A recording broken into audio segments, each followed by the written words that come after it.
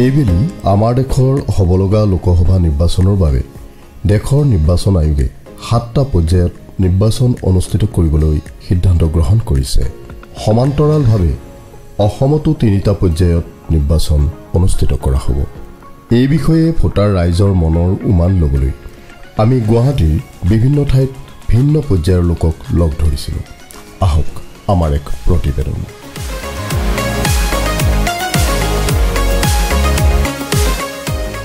আমি ভাৰতীয় নাগৰিক হিচাপে আমাৰনো কি কৰ্তব্য সেই কথালৈ আমি মন কৰিব লাগে বা আমাৰ সেইখিনি কথাই মনত পৰে। সেই গতিকে ভাৰতীয় নাগৰিক বুলি কোৱাৰ লগে লগে আমাৰ প্ৰথম যিটো আমাৰ মনলৈ শব্দ আহে সেইটো হ'ল গণতন্ত্ৰ। আৰু গণতন্ত্ৰ বা ডেমক্ৰেচি বুলি ক'লে আব্ৰাহাম লিংকনৰ যিটো quotation, democracy for the people, of the people আৰু বাই দ্য পিপল, তাৰমানে গণতন্ত্ৰত আমি সকলোৱে যেতিয়া যোগদান কৰিম সেইখনহে আচল গণতন্ত্ৰ। এতিয়া সকলোৱে যোগদান কৰা গণতন্ত্ৰখন প্ৰথম আৰম্ভ হ'ব আমাৰ ভোটদান প্ৰক্ৰিয়াৰে। আৰু সেই গতিকে ভোটদাননো আমি কিয় কৰিব লাগে, কেনেকৈ কৰিব লাগে, আমাৰ ভাৰতবৰ্ষইনো আমাক কি ধৰণে এই ভোটদানৰ কাৰণে আমাক যি অধিকাৰ দিছে সেই কথাখিনি জনা প্ৰত্যেকজন ভাৰতীয় নাগৰিকৰ বাবে অতিকৈ বাঞ্ছনীয়।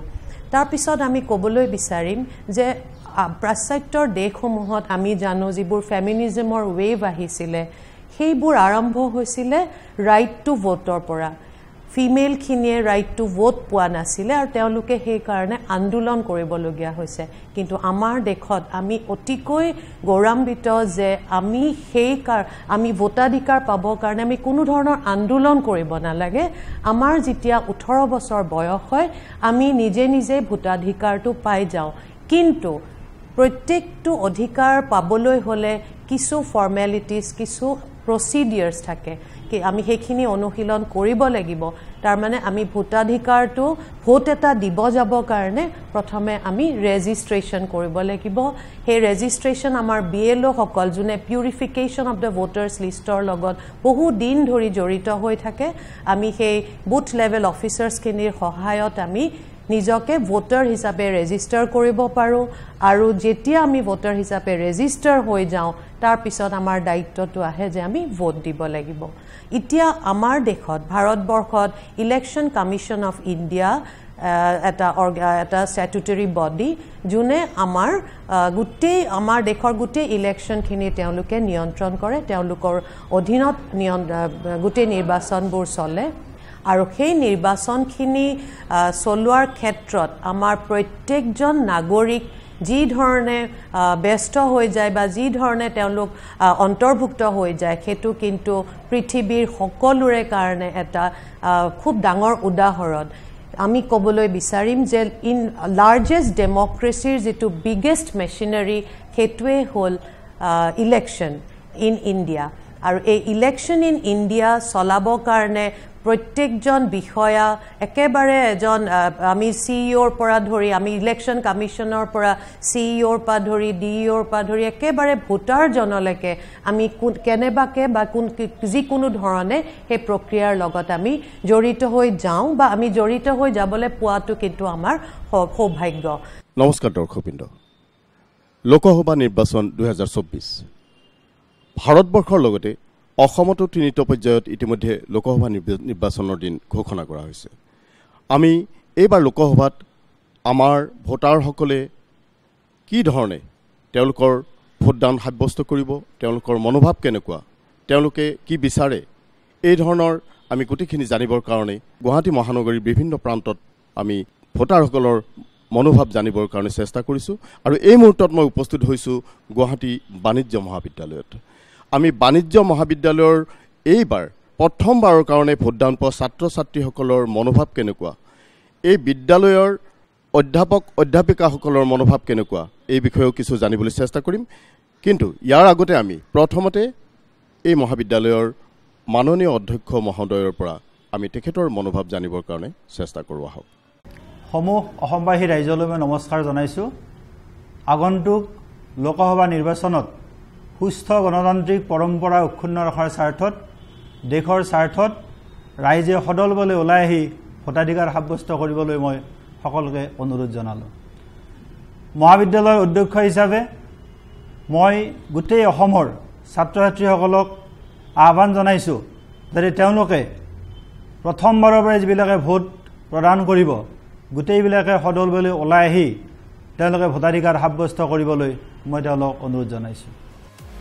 আমাৰ দেশ ভাৰতবৰ্ষত প্ৰতি 5 বছৰৰ মূৰে মূৰে দেশৰ জনসাধাৰণে প্ৰত্যক্ষভাৱে নিজৰ ভোটদানৰ দ্বাৰা দেশৰ কেন্দ্ৰীয় আৰু ৰাজ্যিক চৰকাৰসমূহ গঠন কৰে। এয়া হৈছে আমাৰ গণতান্ত্ৰিক দেশখনৰ জনগণৰ সৰ্বোচ্চ মৌলিক অধিকাৰ। এই মুহূৰ্তত গুৱাহাটী বাণিজ্য মহাবিদ্যালয়ৰ দুগৰাকী অধ্যাপিকা মোৰ লগত আছে। মই তেওঁলোকৰ পৰা আগন্তুক লোকসভা নিৰ্বাচন সম্পৰ্কত তেওঁলোকৰ মনোভাৱ কেনেকুৱা আৰু এই নিৰ্বাচন কেনেধৰণৰ হোৱা উচিত, ভোটাৰসকলৰ প্ৰতি তেওঁলোকে কি আহ্বান জনাব বিচাৰে, এই বিষয়ে আমি তেওঁলোকৰ পৰা জানিব বিচাৰিম। এইবাৰ ইলেকশ্যনছ 2024ত ফ্ৰী এণ্ড ফেয়াৰ ইলেকশ্যনছ হ'ব লাগে আৰু every young voter they should register themselves because ultimately it's a festival of democracy. We are celebrating democracy and voting is a democratic right. Aru ami bhabu je young amar je hetu youth force amar bahut beshi ami bhabu je ami ei youth force ok target koribo lage, focus target aru he mote ami agbari jabo lage। আপুনি ঠিকেই কৈছে madam, যিহেতু আমাৰ নতুন প্ৰজন্মই দেশ নিৰ্মাণত আমাৰ গণতান্ত্ৰিক যি আমাৰ দেশখনৰ এটা ভেটি সবলীকৰণৰ স্বাৰ্থত তেওঁলোকে ভোটদান কৰিব লাগে আৰু তেওঁলোকে প্ৰথমবাৰৰ বাবে যিহেতু ভোটদান কৰিব আৰু তেওঁলোকৰ ভোটটো হ'ব লাগে দেশৰ বাবে, এইটো এটা যিহেতু শ্লোগান হৈছে। মেডাম আপোনাৰ পৰিচয় ল'ব বিচাৰিছোঁ। নমস্কাৰ, মই ডক্টৰ সুমধুৰ ৰয়। আমি ভাবোঁ তাৰমানে আমাৰ NSSৰ জৰিয়তে আমি সজাগতাৰ সৃষ্টি কৰাৰ চেষ্টা কৰিছোঁ। আমাৰ NSSৰ অধীনত আমি আমাৰ দুখন গাঁও আছে আমি তুলি লৈছোঁ আমাৰ কলেজে, সেয়া হ'ল বন্দা গাঁও আৰু ৰাজাবাৰী গাঁও। তাৰে আমি সমূহ ৰাইজক ঘৰে ঘৰে গৈ আমাৰ ছাত্ৰ ছাত্ৰীসকলে সজাগতা সৃষ্টি কৰিছে। তদুপৰি আমি আমাৰ মহাবিদ্যালয়ত শ্ৰেণীকোঠাতে হওক বা আমি বিশেষভাৱে কৰ্মশালাৰ আয়োজন কৰিছিলোঁ। সেই আয়োজন কৰা কৰ্মশালাত আমি আমাৰ ছাত্ৰ ছাত্ৰীসকলক বিশেষকৈ প্ৰথমবাৰ যিসকলে ভোটদান কৰিব তেওঁলোকৰ ভোটদান কৰাৰ যিটো অধিকাৰ, গণতান্ত্ৰিক অধিকাৰ, সেই অধিকাৰ সাব্যস্ত কৰাৰ বাবে কি ধৰণে সজাগ হ'ব লাগে সেইখিনিৰ বিষয়ে আমি তেওঁলোকক শিকাই দিছিলোঁ। গতিকে আমি ভাবোঁ যে আমাৰ যিখিনি নৱপ্ৰজন্ম আছে তেওঁলোকে তেওঁলোকৰ দায়িত্বটো বুজিব লাগে। তেওঁলোকে দেশ গঠন কৰাৰ এক গধুৰ দায়িত্ব আছে আৰু সেই অধিকাৰ নিৰ্বাচনী আয়োগে তেওঁলোকক দিছে। কোনোগৰাকী বা কোনোজন ব্যক্তিয়ে বা বিশেষকৈ আমাৰ এই ছাত্ৰ ছাত্ৰীসকল তেওঁলোকে জানি লোৱাটো খুবেই প্ৰয়োজন যে এই ভোটদান কৰা যিটো অধিকাৰ কোনেও যেন বঞ্চিত হৈ নাথাকে। সেইবাবে সেই অধিকাৰ সাব্যস্ত কৰাৰ কাৰণে তেওঁলোকৰ কি দায়িত্ব সেইখিনি যেন তেওঁলোকে ভালদৰে জানে বা বুজে। আমি আমাৰ কৰ্মশালা, আমাৰ ছেমিনাৰ বা আমি শ্ৰেণীকোঠাত যিখিনি আমি লেকচাৰ বা ট্ৰেইনিং দিছোঁ সুইপ চেলৰ অন্তৰ্গত আমি কৰিছোঁ। আমাৰ DLMT বুলি যিটো কয় ডিষ্ট্ৰিক্ট লেভেল মাষ্টাৰ ট্ৰেইনাৰ, যিটো ডিষ্ট্ৰিক্ট লেভেল আমাৰ কমিশনাৰ DC অফিচৰ জৰিয়তে যিখিনি নিৰ্বাচনী আয়োগৰ তৰফৰ পৰা যিখিনি নিৰ্দেশনা পাইছোঁ আমি সেইখিনিও আমি মানে প্ৰেক্টিছ কৰিবলৈ চেষ্টা কৰিছোঁ। আৰু যিমান দূৰ সম্ভৱ কোনোগৰাকী ছাত্ৰ বা ছাত্ৰীয়ে যেন নাজানিলোঁ বা আমি গম নাপালোঁ সেই অৱস্থাত যেন থাকি নাযায় বা ৰৈ নাযায় বা সেইবাবে যেন তেওঁলোকে ভোট নিদিলে সেনেকুৱা যেন কোনো পৰিস্থিতি নহয়। আৰু তেওঁলোকে যেন ঠিক আমাৰ যিটো এটা দিন দিয়া হৈছে আমাৰ ভোটদান কৰাৰ বাবে তেওঁলোকে সেই দিনটোত যেন উপস্থিত হয়, তেওঁলোকৰ যেন সেই ভোট দিয়ে আৰু তেওঁলোকৰ লিডাৰ বা যি মানে তেওঁলোকক বাছি উলিয়াবলৈ সক্ষম হয় দেশ গঢ়াৰ বাবে। ধন্যবাদ মেডাম। বাইদেউ আপুনি আৰু কিবা ক'ব বিচাৰে নেকি? হয়, মোৰ colleague NSS program officer doctor Sumadhur Roy ইতিমধ্যে ক'লেই আপোনাক আমি NSS চেলছ দ্বাৰা আমি কি কাম কৰিছোঁ। হয়, ইয়াতে মই আৰু অকণমান এড কৰিব বিচাৰোঁ যে আমি NSS Guwahati commerce college NSS cells দ্বাৰা আমাৰ দুটা চেলছ আছে ইয়াতে। আমি জেগাই জেগাই গৈ ষ্টুডেণ্টছ ভলেণ্টিয়াৰ্ছ লৈ আমি ষ্ট্ৰীট প্লে কৰিছোঁ, যাতে আমাৰ থিম ফ'কাছ হৈছে মেৰে পেহলা ভোট দেশ কে লিয়ে। আমি সেইবোৰ আমি যেনেকৈ আপোনাক কওঁ চান্দমাৰী ফ্লাইঅভাৰ তলত যোনটো নেকি এটা গেডাৰিং হয়, প্ৰায় লোকেল পিপলৰ গেডাৰিং হয়, তাত কৰিছোঁ। আমি গাঁৱত গৈছোঁ, আমাৰ এডপ্টেড ভিলেজ বন্দা চাপাইডাং, তাতে আমি জেগাই জেগাই কৰিছোঁ ষ্ট্ৰীট প্লেচ। আৰু এইটো খুব মানে হয় মেডাম যেহেতু আপুনি ছাত্ৰ ছাত্ৰীসকলৰ বাবে আপুনি আপোনালোকৰ এৱাৰনেছৰ কথা কৈছে, আপোনালোকে সজাগতাৰ কাৰণে ইতিমধ্যে বাটৰ নাট পৰ্যন্ত কৰিছে, কিন্তু সৰ্বসাধাৰণ ৰাইজৰ কাৰণে যিসকল নাগৰিক এতিয়াও নিৰক্ষৰ আছে বা কিছুমান বিশেষভাৱে সক্ষম লোক আছে, তেওঁলোকৰ কাৰণে আপোনালোকে কিবা সজাগতামূলক ব্যৱস্থা লৈছে নেকি? কনচিয়াছ আছে ন, হয়, তেওঁলোককতো আমি কৈছোঁ যে আপোনালোকে হয় আমাৰ বাটৰ নাটৰ মানে মেইন যোনটো আমাৰ থিম আছিলে ল'ৰা ছোৱালী যোনটো এই যে ছাবজেক্ট মেটাৰটো এনেকৈ কৰিছিলে যাতে not only the new voters, তেওঁলোকৰ যোনবোৰ আছে অলৰেডি ভোট কৰিছে কনচিয়াছ চিটিজেনছক তেওঁলোকক আৰু এৱেৰনেছ কৰা হৈছে যে আপোনালোকে ওলাই আহিব, আপোনালোকে এইটো ইলেকশ্যন ডেটো এটা হলিডে নহয়। বহুতেতো এলাহ কৰে, কিছুমানে ভাবে এটা হলিডে পালোঁ, কিছুমানে এলাহ কৰি ভাবে ইমান গৰম হৈছে নেযাওঁ, কিছুমানে ভাবে যে গৈনো কি লাভ, একেটাইটো প্ৰচেছ গ'জ অন, চ' সেই বুলি ভাবি বহুতে ওলাই নাহে। চ' আমাৰ সেই ষ্ট্ৰীট প্লেজত সেই ফ'কাছটো এনেদৰে আৰু সেই থিম ছাবজেক্টটো এনেদৰে প্ৰিপেয়াৰ কৰা হৈছে যাতে it targets not only the new voters but also' those who have already voted, যে আপোনালোকে ওলাই আহিব আৰু আপোনালোকে এলাহ নকৰিব, because this is a democratic process, it's a celebration of democracy. আমি যদি আজি ভোট নিদিওঁ, কালি আমাৰ কোৱা একো ৰাইট নাই যে গভৰ্ণমেণ্টে একো নকৰিলে, নহয় জানো? এইটো যে আমি সেইটো ষ্ট্ৰেছ কৰিছোঁ যে আপোনালোকৰ নটা আছে, নান অফ দ্য এবাভ, সেই বাটনখিনিও আছে, কিন্তু আপোনালোকে আহি পেলাই আপোনালোকে ভোট দিয়ক, এক্সাৰচাইজ ইয়ৰ ভোট। নমস্কাৰ। ভাৰতবৰ্ষ এখন গণতান্ত্ৰিক ৰাষ্ট্ৰ।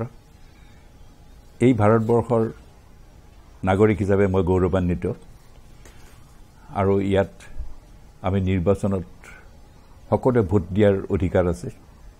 এইটো আমাৰ নিজস্ব সম্পদ, আৰু মই মোৰ লগতে আমাৰ ভাৰতবৰ্ষৰ সকলো নাগৰিকলৈ মোৰ আন্তৰিক অনুৰোধ যাতে আগন্তুক নিৰ্বাচনত আমি নিজৰ বিবেক অনুযায়ী প্ৰাৰ্থী নিৰ্বাচন কৰি পেলাই ভোট সাব্যস্ত কৰোঁ শৃংখলাবদ্ধভাৱে, সেয়ে মোৰ অনুৰোধ। আৰু সকলো যাতে আগবাঢ়ি আহি ভোট সাব্যস্ত কৰে, এইটো মনত ৰাখিব, এইটো আমাৰ সকলোৰে অধিকাৰ, এইটো গণতান্ত্ৰিক অধিকাৰ। দেশখনৰ যুৱ প্ৰজন্মই নিজৰ ভোটদানৰ দ্বাৰা দেশখনৰ গণতান্ত্ৰিক ব্যৱস্থাটো অধিক শক্তিশালী কৰাত এক বিশেষ ভূমিকা পালন কৰিব পাৰে। মই বৰ্তমান উপস্থিত আছোঁ গুৱাহাটী বাণিজ্য মহাবিদ্যালয়ৰ চৌহদত, আৰু ইয়াতে মই লগ পাইছোঁ এই মহাবিদ্যালয়ত অধ্যয়নৰত কিছু ছাত্ৰ ছাত্ৰীক, যিয়ে প্ৰথমবাৰৰ কাৰণে জীৱনৰ প্ৰথমবাৰৰ কাৰণে ভোটদানৰ অধিকাৰ লাভ কৰিছে, আৰু এইসকল নতুন প্ৰজন্মই এই জীৱনত প্ৰথমবাৰৰ কাৰণে এইবাৰ লোকসভাত ভোটদান কৰিব। আমি এওঁলোকৰ মনোভাৱ জানো আহক। ভাইটি, যিহেতু আগন্তুক লোকসভা নিৰ্বাচন আহি আছে, নিৰ্বাচন সমাগত, তুমি পোন প্ৰথমবাৰৰ কাৰণে ভোটদান কৰিবা নেকি? তোমাৰ অনুভৱ কেনেকুৱা কোৱাচোন? প্ৰথমবাৰৰ কাৰণে মই ভোটদান কৰিব ওলাইছোঁ, যাৰ কাৰণে কি মই আনন্দিত, কাৰণ যিহেতু দেশৰ কাৰণে মই এখোজ আগবাঢ়ি যাব ওলাইছোঁ, আৰু লগতে আমি সজাগতাৰ কাৰণেও বহুতখিনি কাম কৰিছোঁ। মই গুৱাহাটী কমাৰ্চ কলেজৰ NSSৰ এজন ছাত্ৰ হয়, সেইকাৰণে আমি NSSৰ লগতে লগ হৈ আমি বহুতো বাটৰ নাট কৰিছোঁ, য'ত নেকি আমি অন্য ভোটাৰবিলাককো ভোটদান কৰিবৰ কাৰণে অনুপ্ৰেৰণা যোগাইছোঁ, তেওঁলোকক আহ্বান জনাইছোঁ, আৰু মই অতিকৈ সুখী এইবাৰ মই ভোটদান কৰিব ওলাইছোঁ। আৰু লগতে মই মোৰ সমনীয়া লগৰবিলাককো অনুৰোধ জনাইছোঁ যাতে তেওঁলোকে ভোটদান কৰে আৰু দেশৰ হকে নিজৰ অৱদান আগবঢ়ায়। ভোটদান আমাৰ এটা ক'বলৈ ৰাইট হয়, যিটো আমি সকলোৱে একচেপ্ট কৰিব লাগে, আৰু মই ভাবোঁ যে এইটো আমাৰ ওচৰত এটা শক্তি আছে, যিটো আমি দেশ নিৰ্মাণৰ সহায়ত সহায় কৰিব পাৰি। আমি এনেকুৱা এটা চৰকাৰ গঠন কৰিব লাগে যিহেতু আমাক আগন্তুক আহিবলগীয়া আপোনাৰ ইকনমিক গ্ৰ'থ বা এডুকেশ্যনটো আমাৰ আগবঢ়াই যায়, যাতে দেশৰ ভৱিষ্যত উন্নতি হয়। মই সেইটোকে ক'ব বিচাৰিম। ছাত্ৰ ছাত্ৰীসকলে বিশেষ ক'ব বিচাৰিছে যে আমাৰ অৰ্থনীতিয়ে হওক, শিক্ষানীতিয়ে হওক, সকলো ক্ষেত্ৰতে দেশখন আগবাঢ়ি যাওক, আৰু তেওঁলোকে সেই ধৰণে তেনেকুৱা মনোভাৱ লৈ এইবাৰ তেওঁলোকে ভোটদান কৰিব বিচাৰিছে। লগতে আমাৰ যথেষ্টখিনি ছাত্ৰ ছাত্ৰী আছে। ভাইটি, তোমাৰ নাম আৰু তোমাৰ অনুভৱ কেনেকুৱা? নমস্কাৰ, মই বিশাল ডেকা। ভোটদানৰ বাবে মই সঁচাকৈ আগ্ৰহী। এইবাৰ যিহেতু মোৰ প্ৰথম, কিছু নতুন বস্তু শিকিছোঁ, বা কেনেকৈ কি ভোট দিব লাগে সেইটো বিষয়ে আমাক বহুতো শিকালে, কলেজতো শিকালে। আমাৰ NSSৰ ফালৰ পৰা বহুতো এৱেৰনেছ কেম্পেইন কৰা হৈছে, আৰু ধৰক এই ভোটটো এটা সকলোৰে ৰাইট, এটা চবৰে, আৰু এইটো সঠিকভাৱে ইউজ কৰা উচিত কাৰণ বহুতে ভোটটোক এনে অৱহেলা কৰি বা ভোটৰ দিনটোক হলিডে হিচাপে লয় সেইটো নকৰি কিনে চবে নিজৰ যিটো ৰাইটটো সেইটো ভালদৰে ইউজ কৰা উচিত কাৰণ এটা ভোটৰ কাৰণে এখন ৰাজনৈতিক ক্ষেত্ৰ গঠন কৰিব পাৰি হয় তুমি বৰ ধুনীয়া কথা কৈছা যিহেতু নিজৰ বিবেক বিবেচনাৰে ভোটদান কৰিব লাগে আৰু যাৰ জৰিয়তে এখন সুস্থ চৰকাৰ যাতে আমি লাভ কৰিব পাৰোঁ এজন ভাইটিয়ে সেইদৰে কৈছে ভণ্টি তোমাৰ অনুভৱ কেনেকুৱা এইবাৰ ফাৰ্ষ্ট মোৰ ভালে লাগি আছে দিম বুলি আৰু যিহেতু ভোট দি কেনে কাণ্ট্ৰি এটা ডেভেলপমেণ্ট হয় এইটোৱে বিচাৰোঁ আৰু তো মোৰ মানে ভাল লাগিছে যে মই ভোটাধিকাৰ সাব্যস্ত কৰিব বিচাৰিছোঁ কাৰণ মই দেশৰ উন্নতিৰ কাৰণে হাত আগবঢ়াব বিচাৰিছোঁ কাৰণ ভোটাধিকাৰ সাব্যস্ত কৰাটো সকলোৰে অধিকাৰ কাৰণ ভোট সকলোৰে দৰকাৰ কাৰণ দেশ এখন উন্নতিৰ এইটো বহুত ডাঙৰ কথা যিহেতুকে মই আগতে দি পাইছোঁ তো মই গম পাইছোঁ কি যে কেনেকুৱা লাগে প্ৰথমবাৰ এটা ভোট দি কেনে কেনেকুৱা লাগে চ' সেইটোৱে মই চবকে আহ্বান জনাব বিচাৰিছোঁ যে যিবিলাক নতুন প্ৰজন্ম এইবাৰ আহিছে তেওঁলোকে যাতে নিজৰ প্ৰথম ভোটটি দিয়ক আৰু এখন ভাল চৰকাৰ এখন গঠিত কৰক যিহেতুকে আমাৰ এডুকেশ্যন ছিষ্টেমটোৰ লগত বহুত জড়িত আছে এটা ভাল চৰকাৰৰ লগত এডুকেশ্যন ছিষ্টেমটো যাতে আমাৰ ভাল হওক আৰু লগতে সকলোবোৰ ষ্টুডেণ্টছক অকল আমাৰ ষ্টুডেণ্টছ বুলিয়ে নহয় বাকী যিমান কলেজৰ ষ্টুডেণ্টছ আছে যিমান বাহিৰা মানুহ আছে যিবিলাকে প্ৰথমবাৰ ভোট দিব তেওঁলোকে যাতে আগবাঢ়ি আহক আৰু নিজৰ ভোটটি দিয়ক সেইটোৱে মই ভালদৰে ক'ম আৰু মই পোনপ্ৰথমবাৰৰ বাবে ভোট দিবলৈ ওলাইছোঁ তো তাৰে বাবে মই অত্যন্ত সুখী কাৰণ মই মোৰ অধিকাৰটো এবাৰ প্ৰয়োগ কৰিবলৈ পাৰিম এটা নতুন অনুভৱ হ'ব মই চেষ্টা কৰিম যাতে মই মোৰ এই অধিকাৰটো ভালদৰে ব্যৱহাৰ কৰোঁ ভাৰতবৰ্ষৰ সংবিধান প্ৰণেতাসকলে আমাৰ এই গণতান্ত্ৰিক ৰাষ্ট্ৰখনৰ 18 বছৰ বয়সৰ ওপৰৰ সকলো ব্যক্তিকে এই ভোটদান অধিকাৰ বা স্বাধীনতা প্ৰদান কৰিছে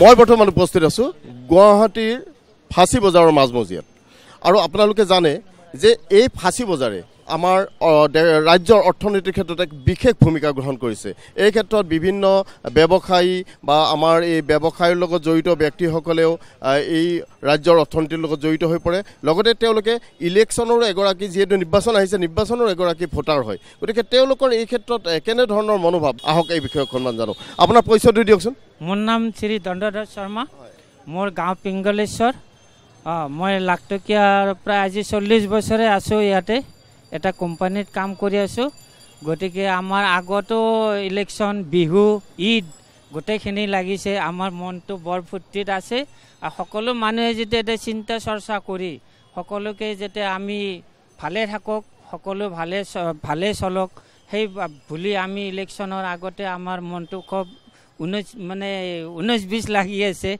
তাৰ কাৰণে আমি সকলোকে ৰাইজকো নিজে অলপ চৰ্চা চিন্তা কৰি আমাৰ সকলো বস্তু ধৰণৰে বস্তুবিলাক ভালে ৰাখিব লাগে ভালকৈ চলিব লাগে ভাল কৰি আমি ইলেকশ্যন এটা আহিছে ভালকৈ শান্তিপূৰ্ণ হিচাপে আমি ভোট গ্ৰহণো কৰিব লাগে যিটো আমি ভাৰতীয় নাগৰিক আমাৰ লগত কেইবাগৰাকী আছে আপোনাৰ পৰা জানিব বিচাৰিম আপোনাৰ পৰিচয়টো দিয়কচোন মোৰ নাম মহম্মদ আমজেদ আলী মই ইয়াতে মোৰ দোকান আছে আৰু ঈদ বিহু বুলি মাৰ্কেট চলি আছে ইয়াত আৰু যেহেতু এতিয়া আমাৰ উৎসৱৰ লগতে ঈদ বা বিহু আমাৰ উৎসৱৰ লগতে আমাৰ আগন্তুক লোকসভা নিৰ্বাচন আহিছে লোকসভা নিৰ্বাচনৰ এই এটা প্ৰাক্ষণত আপোনাৰ অনুভৱ কেনেকুৱা এগৰাকী ব্যৱসায়ী হিচাপে বা আপুনি নিৰ্বাচনটো কেনেধৰণে হোৱা উচিত বুলি ভাবে এগৰাকী ভোটাৰ হিচাপে আপুনি কি ক'ব নিৰ্বাচনটো আপোনাৰ শান্তিমতে হৈ যাব লাগে আমি ভাল চৰকাৰ আমি পাব লাগে আমি ভাল চৰকাৰক ভোট দিব লাগে ভোট দিলে চৰকাৰৰ সহায় হ'ব চৰকাৰো আমাক সহায় কৰিব লাগে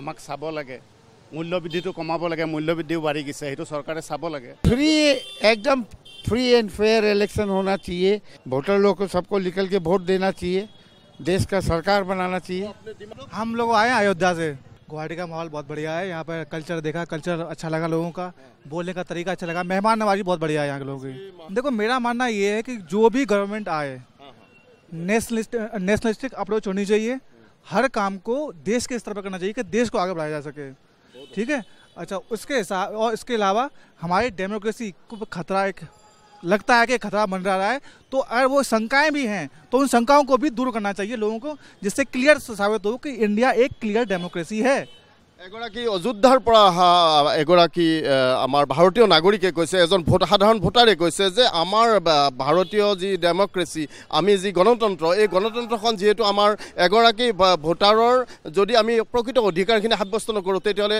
আমাৰ গণতন্ত্ৰটো যেন সঠিকভাৱে বা সুদৃঢ় নহ'ব।